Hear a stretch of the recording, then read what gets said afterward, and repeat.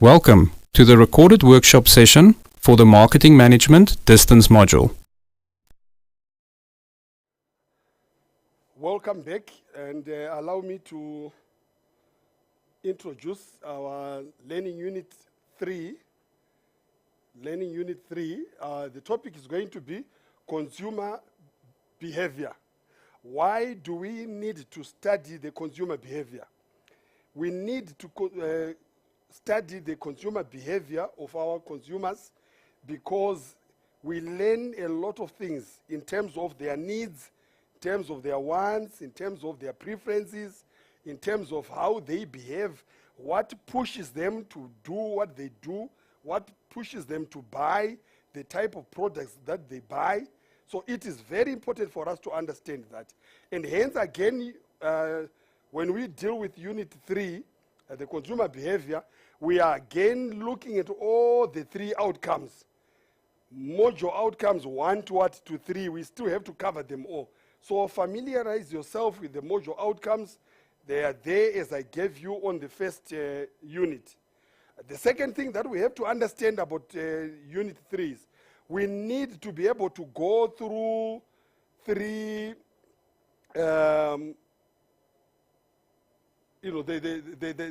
not three. We need to be able to go through the learning objectives. The first learning objective of Unit 3 is that at the end of the unit, we must be able to illustrate how to consider motivation in marketing message.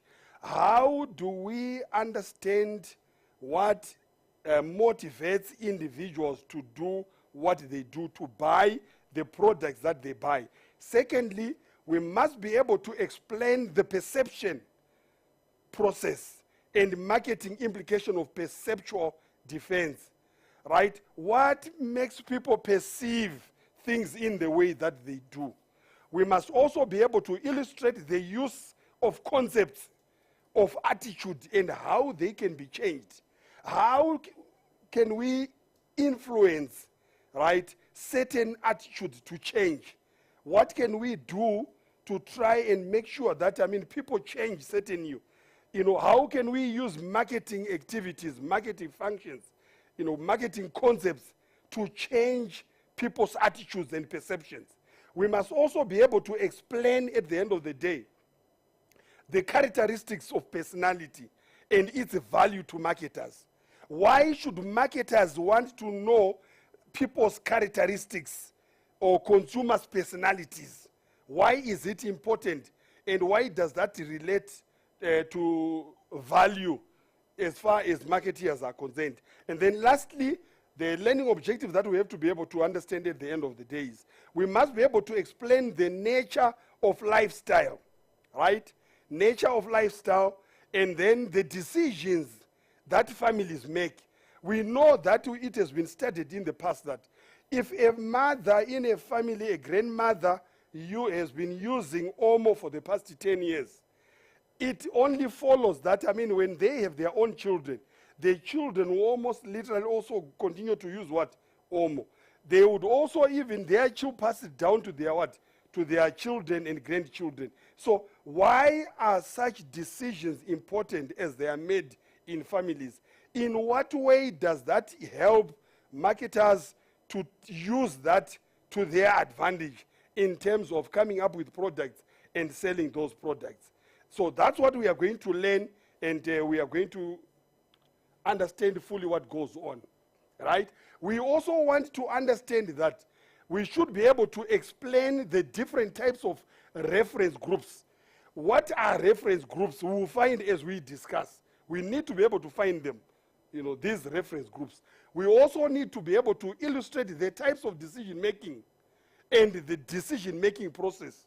What process do people go through before they are able to make a final decision on what they need to do?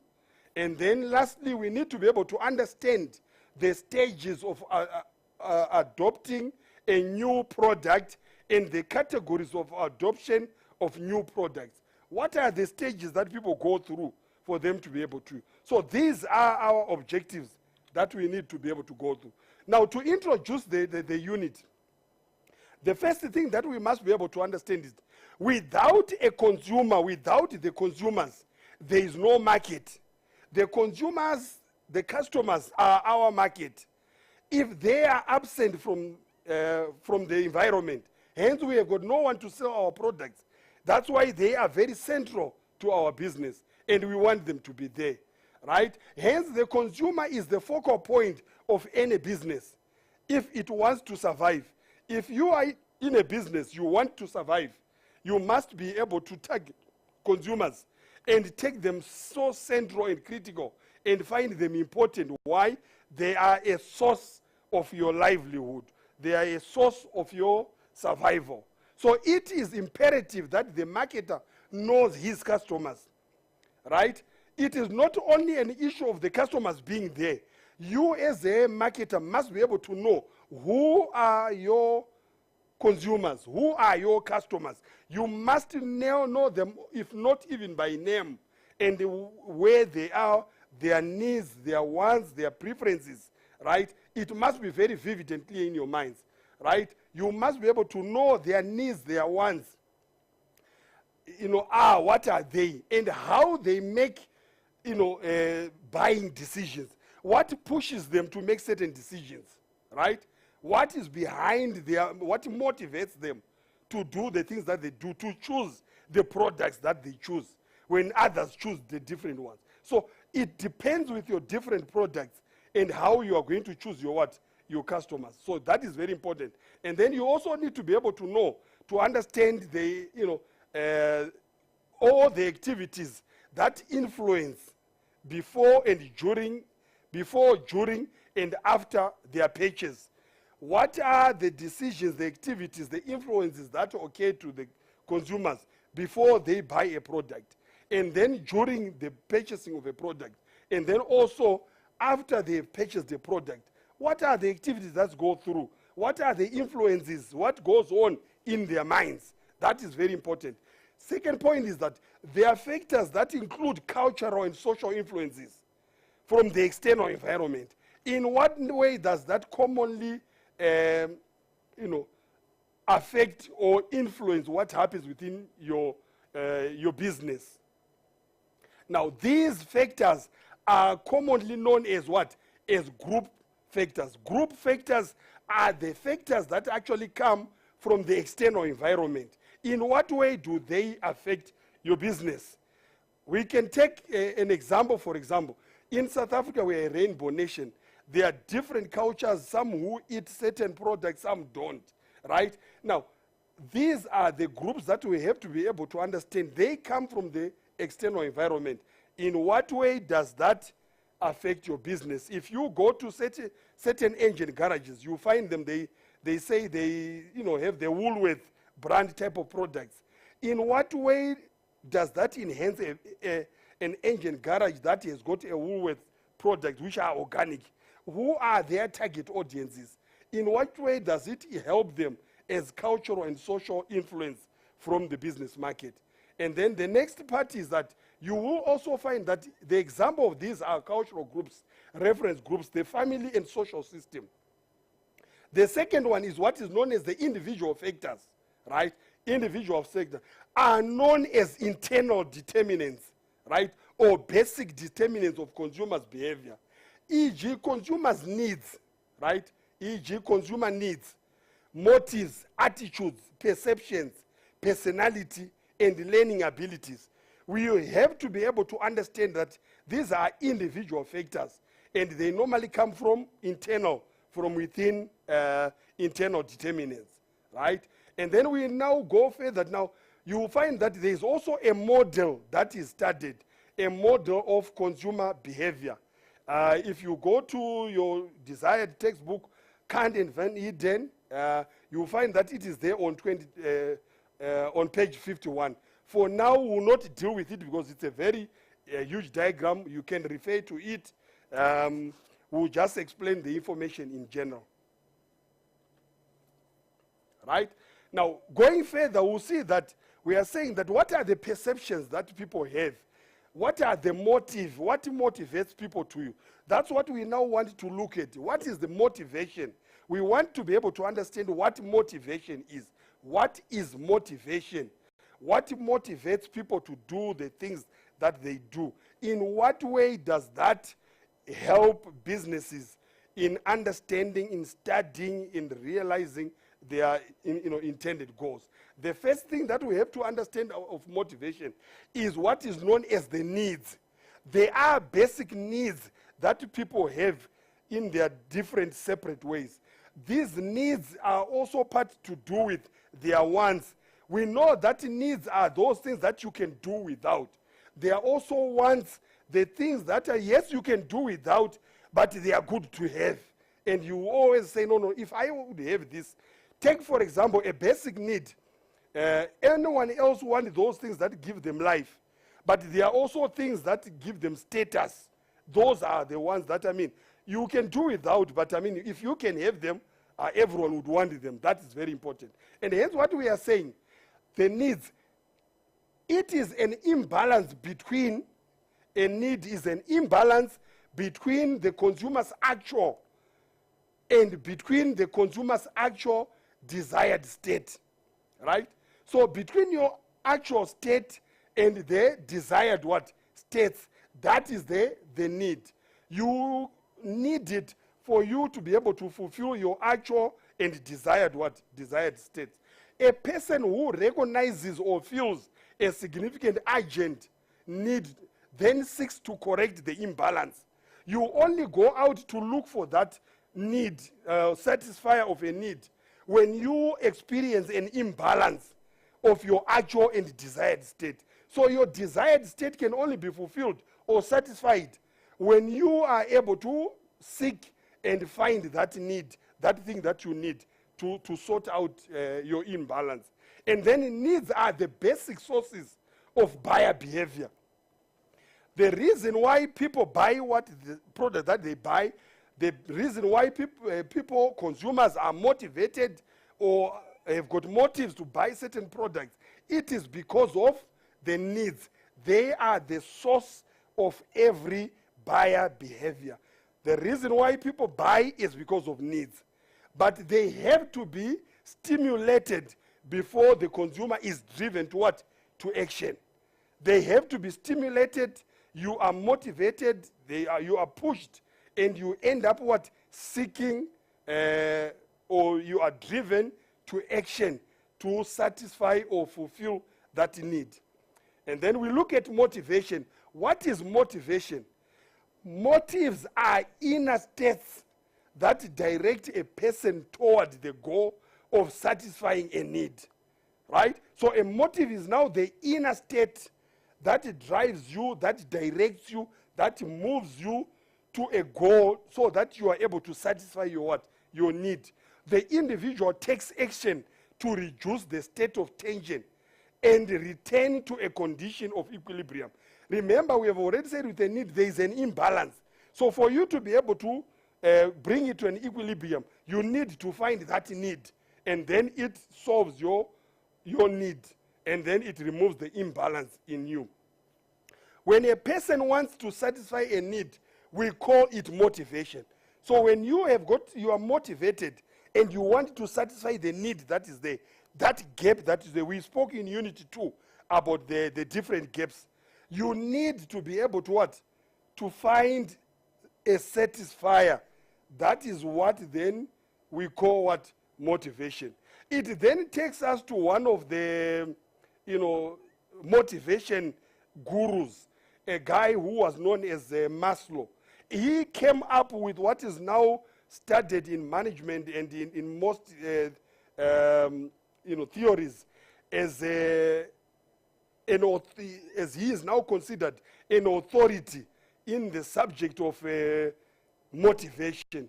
He came up with what is now commonly known as the Maslow's hierarchy of needs or motives, right? Maslow's hierarchy of needs and motives. Now, when we talk of Maslow, he came up with a situation where he says,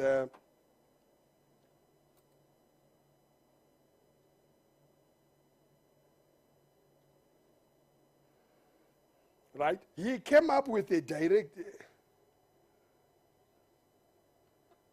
I hope you will be able to see, right? A triangle. So he came up with a pyramid. The pyramid actually shows the stages of life. So he divided it into 5.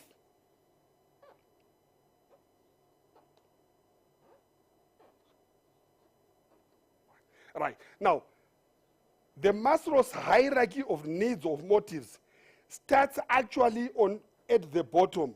Now, the first bottom level would actually gives you what are commonly known as physiological.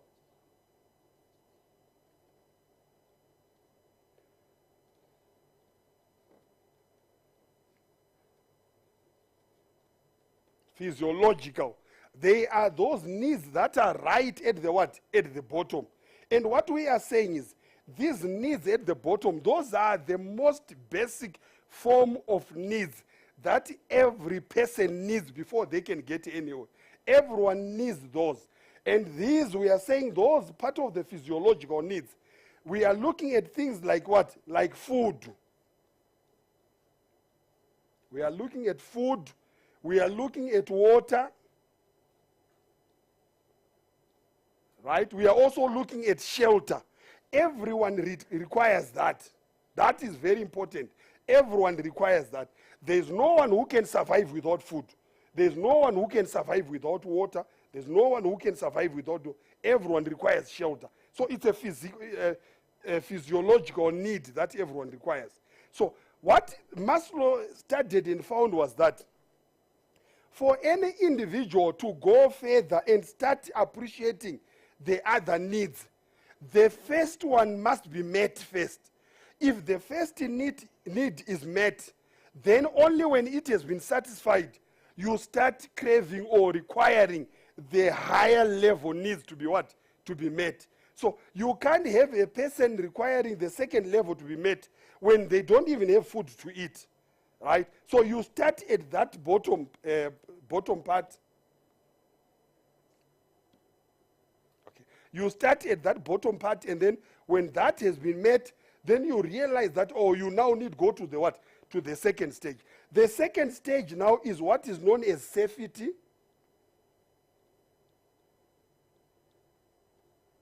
Right? Safety and security. Right? You cannot talk about requiring safety when you don't have food. You can only start talking about being secure, being in the comfort of where there is safety, when you have eaten, when you have got shelter, right? You cannot find somebody who is sleeping under a bridge talking about safety. What they need first is food. What they need is food. When they have those and then they have shelter, then they start needing to lock their doors, right? Why? Because the first level has been what? Has been met. So safety then becomes the second level. So you find that you are going up. It's a hierarchy where you are going up. From after the safety and security, you then get to the level of social needs, right? Or belonging, right? Social need or social belonging, right? You will find that every person wants to belong somewhere. Everyone loves to be loved. To make it even worse, today is Valentine's Day. Everyone wants to be loved, to be hugged, to be kissed, to receive a present. It is a belonging issue. Everyone wants to belong anyway. If you go into an organization, you will realize that even employees, they need to belong somewhere. Hence, their management will allow them to join certain organization. Hence, you find that employees join COSATU and they are affiliated to it. Everyone else needs that level of belonging. And Maslow realized that that is important. For you to want to join a certain organization like COSATU, you must first of all have your security and safety met. You must first of all have a job. You can't think of joining COSATU at your social need when you don't have a job, you don't have food to eat. So it's a hierarchy that has to be met as you go up. And then you find the fourth one is team, right? self-esteem. At that level, you realize that you now have food, you have got a house, you have got a job, you are secure, you can log it, you belong to an organization, a society, like Kusatu. You now are at a level where you are esteemed, you are happier to be who you are, and you are able to contribute. This now tells you who you are, what you have achieved, what you are able to what you are able to do. It gives you that presence to say you are motivated to live. Why? Because you feel you have achieved certain things in your in your life. The last stage is what is known as a self-actualization. Everyone else pushes and works hard, wishing to achieve certain things in life. They want to achieve a certain level in life. Without achieving that level, you find that you are not able to do anything. Right? It is very important for you to be able to achieve yourself. You want to actualize. Hence, people, when they find that, you find that in any situation, somebody comes from a very remote area where there's nothing. They come to Joburg to look for a job. And then when you come there, you are not even looking at a job to be a manager. You just want a basic job. You are not even looking at staying in the affluent suburbs. You want to stay in the high density, as long as you have got a small house where you can you can stay. But as soon as you have that, you now have a job. You find after working some time, you no longer feel you have satisfied that need. You no longer want to go and stay in a high density. You no longer want to a routine job. You now feel, no, I've been at this job for too long. I now want more responsibilities. You are now wishing you are a manager as well. You now want to stay in a low density environment. And it goes up on and on and on. Until you then realize, even with education, you find now somebody has got matric, they say they are okay. Somebody else says, no, I no longer, this is now nothing. I now want a diploma. I now want a degree. By the time you achieve that, you realize, no, I even want more. I now want masters, So it goes on and on. Hence, it is known as a hierarchy of of needs and motives. You are motivated to achieve more and more and more. The more you achieve, the more you want to scale higher and higher. And the sky becomes the limit. Hence, it is important to understand consumers from that angle. They have got certain motives that motivate them to need certain things and to want to be able to achieve them. And that is very important. Okay? And then we look at the term perception. What is perception? Why do people perceive what they perceive? Why do people think what they think? Perception, it is influenced by what we have learned. For you to be able to talk about certain things, no wonder, the gurus of education would talk about saying that, the person who is well-traveled or well-exposed is more educated than somebody who does not move.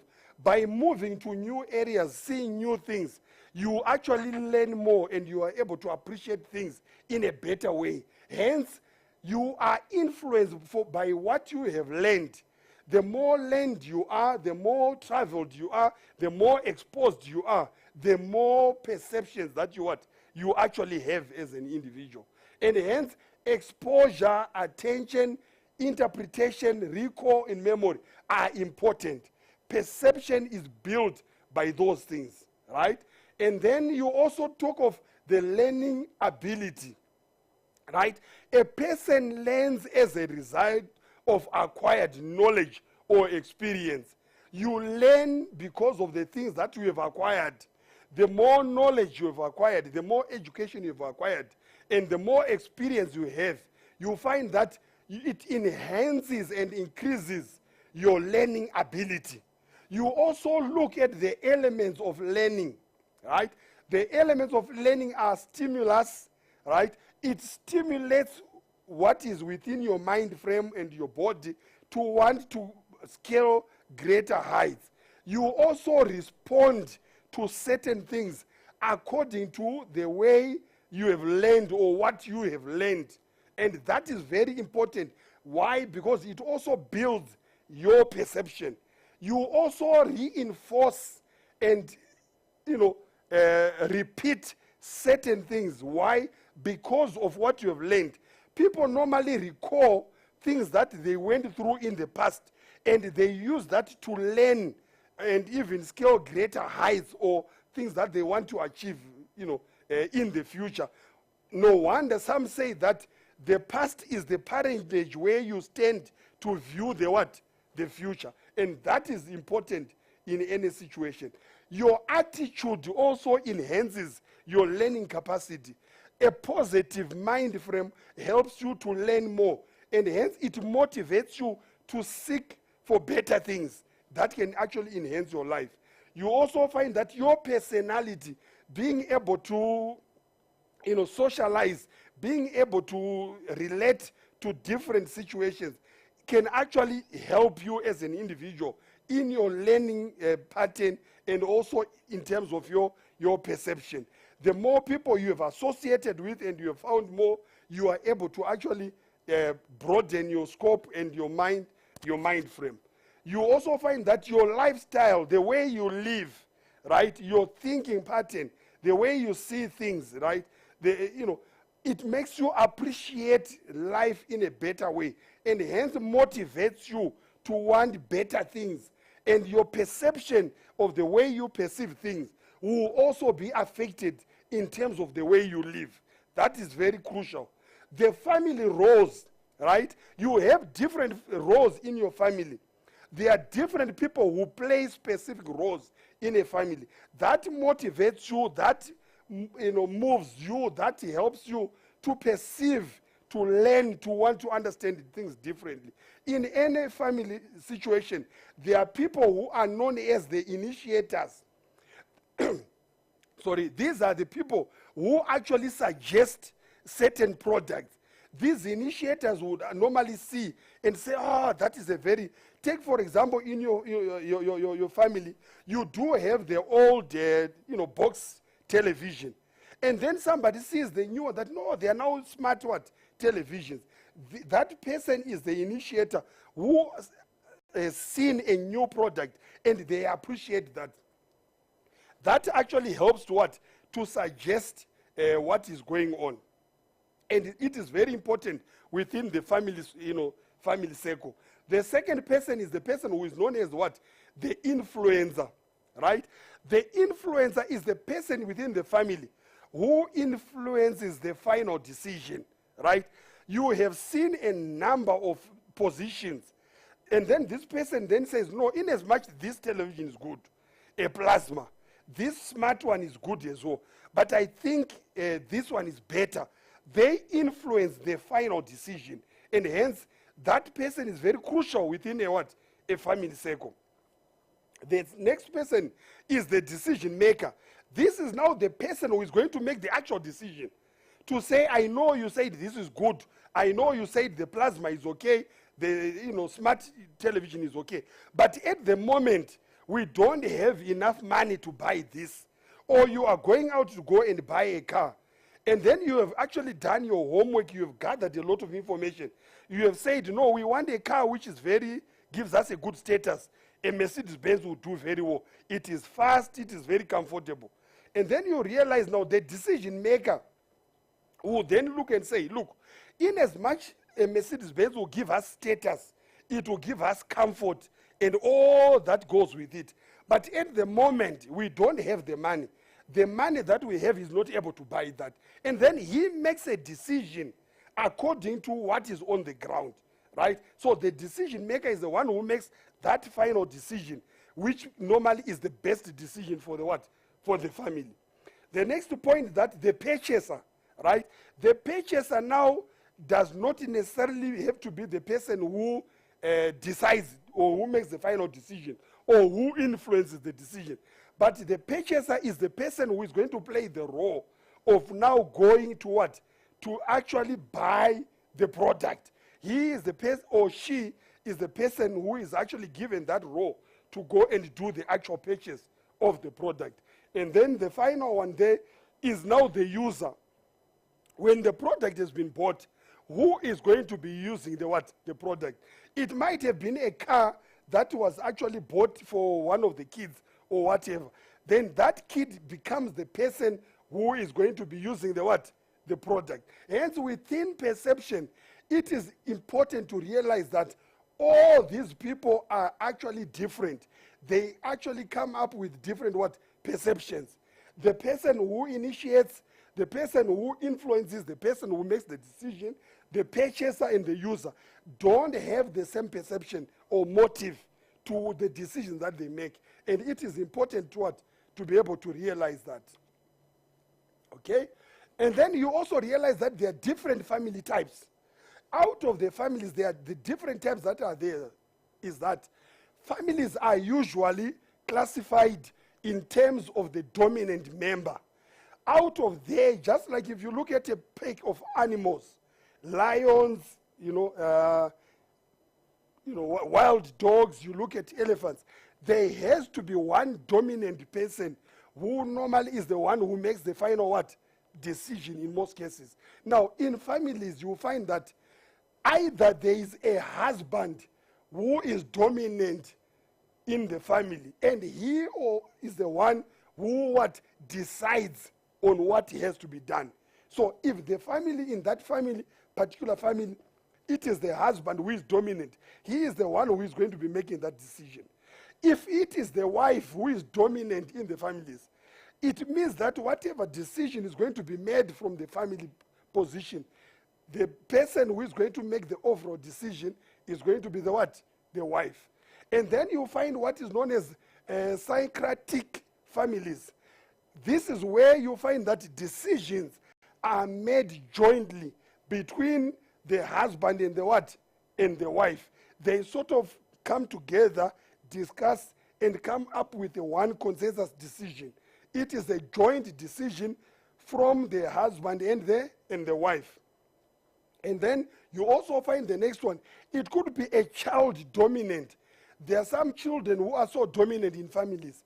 Whatever they want, even in terms of cars that are bought, in terms of furniture that is bought, electrical goods, it is the children who might have a better scope, a better understanding of the latest trends. And hence, whatever they suggest of what they see is what is going to be carried out. And hence, in such families, it is the children who have got the strong influence in what is going to be done. And then you also find that within societies, there are what are known as cultural groups. It is the decision of the cultural group within that society that would actually be carried. Whatever decision, whatever viewpoints they have, is whatever is going to be what? To be done. If, for example, within a specific group, there are certain things that are not acceptable within the group. Hence, whatever is not acceptable will not be carried. And the views of those who are within the leadership of the group is the view that is going to be carried. Whatever they say goes. No one can go against that. We also see in terms of social classes. Now, in terms of social classes, we do know that within societies, we are not at the same. Even within animals, all animals are not equal. There are some that are higher than the other. So within those social classes, certain decisions have to be made to say what is supposed to go. And whatever is agreeable or agreed within the society, within that social class, is what is going to be carried out. Hence, you will find that in most cases, there are certain people who, when they get to a point, because of their social status, whether they are talking sense or they are not, their decision is going to be carried. Why? Because they are viewed from a different angle. They are of a higher class than the rest. And the people automatically assume that those people are talking sense and whatever they are saying is what should go. That is very important. And then you find also with reference groups. From the reference groups, that's where we find the people who refer and they say, if they wanted to do anything else, they look up to those people and say that if so and so is doing it, then I do. Somebody watches a generation on television. They see a particular hairstyle that a particular person is wearing.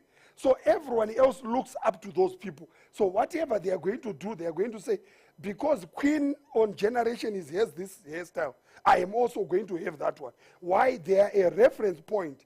And whatever they do, they know that, that is the current what? The current trend. And people find that is a very important thing to follow. So that is a reference group. People do, if you find in normal life in society, political leaders actually are part of the reference groups. Whatever opinions that they have is what normally goes. People will normally follow. If you go to a traditional rural society, people like the chiefs are, reference groups, and their opinion becomes very important, and it's acceptable within whatever community that they are in. Okay? Consumer decision-making process. When you look at a consumer decision-making process, it has got different levels, right? Before a decision is made, you need to be able to understand the process it has to go through. The first one is that types of decisions that are made, it is important to understand the type of decision that is made, why it emphasizes where the point is coming from. And that is very important. Real decision making, in most cases, when you talk of real decision making, there are also different levels of decisions that are made. There are certain decisions that are made on trivial issues, things that are not very important, things that you do on a day-to-day basis. They are just ordinary decisions that have to be made. But on a real decision situation, these are decisions that are made on big items. If, for example, a family needs to buy a car or a house, you don't just say, I know I want to buy, let's buy a house, and you go and buy. These are decisions that you have to sit and scrutinize and discuss and say, why should we buy this car instead of this? Why should we buy this house instead of this? You look at things like, do you have enough money to buy all that? And then if it is a car, do you need a family car or you want a sport car? If it is a house, is the house that you're going to buy going to be able to accommodate everyone else? If it is not, then a decision has to be made which is big, which is going to accommodate every individual in the family. The next point is, there are also decisions that are known as impulse decision making, right? When somebody makes a decision in impulse, normally it comes unplanned. You don't plan it, right? You don't plan it. You go to a shop or to a supermarket. There are certain products that are actually, arranged very close to the entrance and exit. And then things like chocolates. You go there to the shop, you didn't even intend to buy one. But you are just about to leave and you see it. And it is just calling your name. The next thing you pass through there, you buy the what? The chocolate, right? You buy it under impulse. You make a random decision there and there, and you go with it. And then there's also what is known as habitual decision making. Habitual decision making.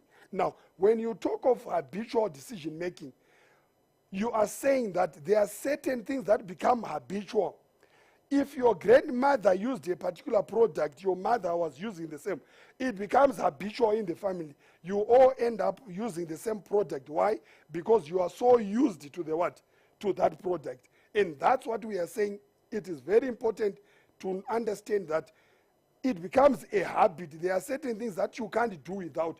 You continue to do them without even comparing with the other substitute products that they can do better, but you are just used to a particular program and product. There are phases in the consumer decision-making process. The first stage is that you need to be able to recognize your need, right? For you to say, I'm going to buy this, you need to recognize the need. Why do you need that? You need it to satisfy a certain need. Become aware of the need. After you have become aware of the need, you then go out and search for more information, right? By searching for more information, you search so that you can find all the information that is there about how the need can be satisfied. When you have now found that information, you have searched, you have seen the information that you need, The next thing now is to evaluate all the gathered information. Which one is the best suitable for your given need, right? You look at it, you evaluate, the attributes, the benefits of the various alternative information given. And then you make a decision out of there. When you have now evaluated and found the best one, you then go forward and make a purchase decision. You then go and say, now, I have got what I need. There is no impulse. There is quite rationale. You have planned, you have looked at it, you have considered all angles, and then you make an informed decision. You are making an informed decision, right? Informed decision. Why? You have considered all the given information, and you go with the information that you find is the best at a given time. That's when you do. The final stage now, when you have looked and you have bought, there is normally a stage that is at the end. You have bought the product, you have used it, you now know how it works. You now then sit down and compare this position you were before buying the product and the position you are now after having bought the product. And you compare whether you are still at the same page. This is what is commonly known as the post-purchase evaluation, which either leaves you happy about the product that you bought. You are so happy that you are right, you bought that product. Or it can leave you with what is commonly known as post-purchase dissonance. Now, post-purchase dissonance, right, basically means that you are not happy with the state that you are in. The product that you bought and you have used, it is not satisfying your need, and it leaves you disgruntled. It leaves you much unhappy. You are not happy. But you can also buy the product and you evaluate and you realize that you are much you are very satisfied with the product, right? You are very satisfied. So it is a stage that you have to go, to go through. At the end of buying a product, using it, it's either you are going to remain happy, you are satisfied with it, or you are going to be unhappy. And hence it gives you this post-purchase dissonance where you are unhappy about the product. And that is very important to go through that phase. Okay? And then you also have what is known as the adoption of new products, right? You also go through different stages. And you have got a stage to understand, to say, how do you go through wanting a new product, moving away from the usual product that you normally do, and you go through those stages. And you also need some level of awareness of what the new product can offer. What can it give that the old product is not giving you? You also have to understand the interest, that is generated, that is making you want this new product instead of going back to the old product that you are used to. And you are able then to evaluate. You evaluate now the new product against the old product, and say which one is bringing new information or better information in terms of benefits, in terms of features. And then you even then go to a stage where you are able to try to use that product now. You use it to see if it is going to give better position than the one that you have. And then you either take it or you can reject and then go back to usual. So it's a process again that you need to go through. We then look at the characteristics of people who adopt innovation. The marketer of a new product must therefore do everything in his power to array the fears of the consumer, right? People are always skeptical about new products. They have got different views. They always think that, no, is this product very good? No, they are not sure about what is going on. And hence we have got different people who we find there with different characteristics. The first people that we find there are called innovators, right? These are people who are venturesome. They are eager to try anything, an idea. You can take them and go and drop them in the middle of the Kalahari. They will survive. They don't want. They want new things. And in most cases, these people, they are willing to try new things and new ideas. And in most cases, they are much younger. They are very young people. They are better educated. And then they make use of the media. They read a lot. They listen to a lot of new things. And this is very important in marketing. It's a very good branch. And you must be able to know how to target people like that, knowing that there are people who are very educated, and then there are also people who want to make use of them. That's why you find nowadays people are using a lot of social media, right? Social media is becoming very important. People, why you can see that these are even easier people. They love to read and they use the media, and you advertise using the social media. The second people are known as the early adopters, right? These tend to be successful. They are also well educated.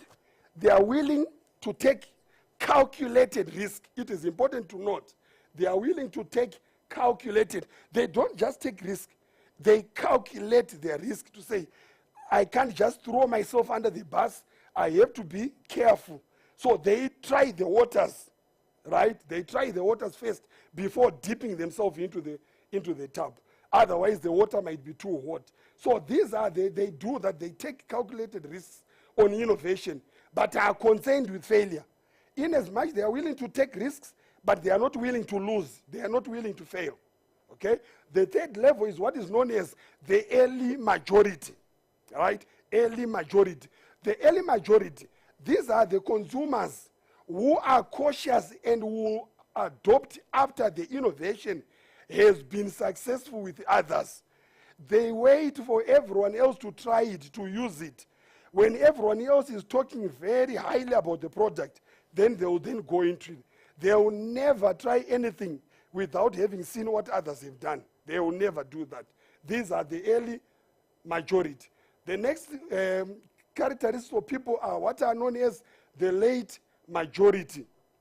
Now, the late majority are skeptical about innovation. They take it with a pinch of salt, right? They tend to be older and have less social status. These are the older people who are now worried about their pension. They are not just going to throw their money anyway without thinking, right? Because it's either do or die. There is no reverse if they make a mistake. And then often they adopt more in response to social pressure, right? They often adopt more in response. If there is more social pressure, maybe then but they are very careful with what goes on. The final one is what are known as the laggards. The laggards are more traditional and are the last people to adopt, right, any innovation. Have limited social interaction and are oriented towards the past, being suspicious of anything new. So they would rather remain where they were 20 years ago and use the trends that they use. That's why if you go to some old shops and supermarkets, they are still using the old tills where you want to charge 20 rand, you have to press a 20 and you push the machine. They are not willing to use the latest technology. They are suspicious it might steal their money, right? Hence, that is some of the characteristics that you find. So again, as you have seen, we have come to the end of the